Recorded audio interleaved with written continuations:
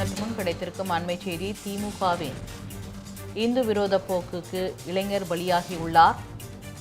திமுக அரசின் இந்து விரோத போக்கால் திருப்பரங்குன்றம் விவகாரத்தில் இளைஞர் உயிரிழந்ததாக அண்ணாமலை கண்டனம் தெரிவித்துள்ளார். திமுகவின் இந்து விரோத போக்கிற்கு இளைஞர் ஒருவர் பலியாகியுள்ளார். இதுகுறித்து விரிவான தகவலை தெரிவிப்பதற்காக மூத்த துணை ஆசிரியர் ஜோ மகேஸ்வரன் இணைப்பில் உள்ளார்.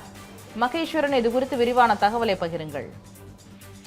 பராசக்தி, திருப்பரங்குன்றம் மலை உச்சியில் தீபத்தூண்ல தீபம் ஏற்ற வேண்டும், கார்த்திகை தீபத்தை ஏற்ற வேண்டும் என்று பக்தர்கள், இந்து அமைப்புகளை சேர்ந்தவர்கள் உயர்நீதிமன்றத்துடைய மதுரை கிளையை நாடினார்கள். மதுரை கிளையினுடைய நீதிபதி ஜி ஆர் சுவாமிநாதன் ஒரு முறைக்கு இருமுறை அல்ல 3 முறை தீபம் ஏற்றுவதற்கு அனுமதி அளித்து உத்தரவிட்டும் கூட தமிழ்நாடு அரசினுடைய இந்த நீதிமன்றத்துடைய உத்தரவை நடைமுறைப்படுத்தாத நிலை இது உச்சநீதிமன்றம் வரை சென்றிருக்கிறார்கள். தொடர்ந்து உயர்நீதிமன்றம், உச்சநீதிமன்றத்தில் இந்த வழக்கானது நிலுவையிலே விசாரணையிலே இருக்கின்ற சூழல்ல நீதிமன்றத்தினுடைய உத்தரவை சட்டம் ஒழுங்கை காரணம் காட்டி நடைமுறைப்படுத்தாமல் இருப்பது ஏற்புடையது அல்ல என்று உயர்நீதிமன்றத்துடைய நீதிபதி தன்னுடைய கண்டனத்தை தெரிவித்திருக்கிற சூழல்ல நீதிமன்றமே உத்தரவிட்டும் அதை நடைமுறைப்படுத்தாமல் திருப்பரங்குன்றம் மலையில தீபத்தூண்ல தீபம் ஏற்றாத தமிழ்நாடு அரசினுடைய நடைமுறை மாநகர காவல்துறை, அந்த மாவட்ட நிர்வாகத்தினுடைய கண்டித்து தொடர்ச்சியாக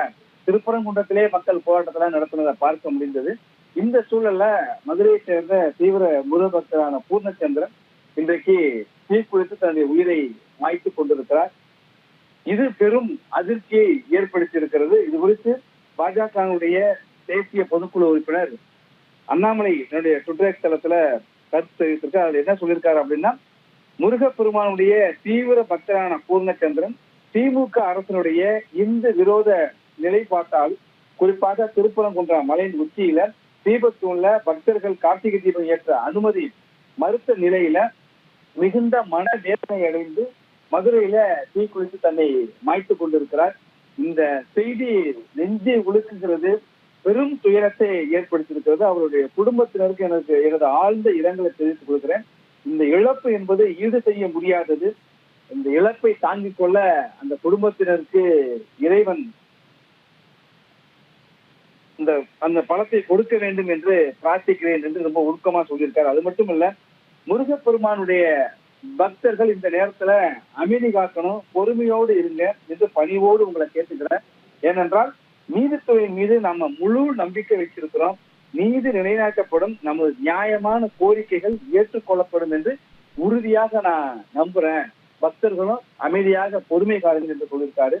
பக்தர்கள் இது போன்ற ஒரு அதிதீவிரமான நடவடிக்கைகளை, முடிவுகளை எடுக்க வேண்டாம் என்று உங்களை தாழ்மையோடு கேட்டுக்கொள்கிறேன்.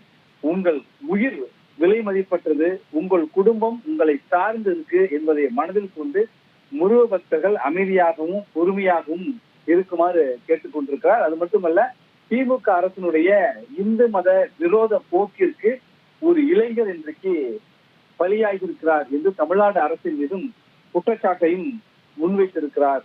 பராசக்தி, தகவலை பகிர்ந்தமைக்கு நன்றி ஜோ மகேஸ்வரன்.